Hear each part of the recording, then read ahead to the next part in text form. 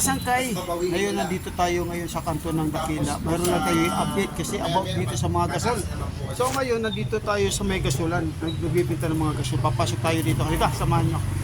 Ayan, nandito tayo ngayon sa may gasol. Pakita ko sa inyo ha, lahat complete dito ng mga requirements kasi hindi sila pwede magbenta na wala silang mga requirements. So ngayon, nandito yung may-ari, itatanong ko lang sa kanya kung talagang anong mga pinagkataas na iba ng mga ano. Ito siya. Ano sila yung mga tinaas ng mga ibang mga ano? Ngayon po, ang taas ng LPG nasa 250 pesos po per kilogram, per cylinder, ngayon pong umaga. Pero po, tomorrow may additional 10 pesos naman po per kilogram. Then April 1 po, expect po natin na merong all-time high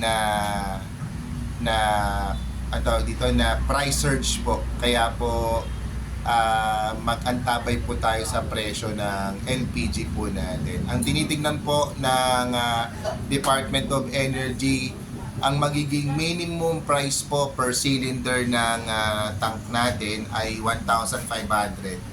So yung mga dati po nating mga presyo ng LPG na mura, na independent na plant, na kumukuha sa malalaking planta, nagtaasan na din po dahil dinaasan sila ng mga supplier nila. So, yun po ang ano natin, ang problema po natin. Kami pong mga nag-LPG, sabihin po natin na ang markup po namin dyan ay nasa 150 pesos. Talo po kami dahil ang increase po ay 250. So, yung markup po namin, talo na agad kami. Kung makikita nyo po, imamat po ninyo. So, lahat po tayo ay nagdudusa sa ano. Pero kailangan po namin ituloy ang negosyo dahil ganun po talaga, sugal po ang ang pagninegosyo. Sana po lahat po tayo magkatulungan. Sana po meron po tayong enough stock hanggang hanggang May. Kami po sa nag-LPG, limited na rin po ang binibigay sa amin ng mga supplier. Katulad po ni Regasco, 6 na tangke na lang po ang binibigay sa amin everyday. So, yun po ang problema namin. Kung makikita niyo po yung mga empty cylinder namin, sobrang dami. Ayan po, nakikita niyo po yan. Hindi po nakakargahan. Ayan. So, dahil po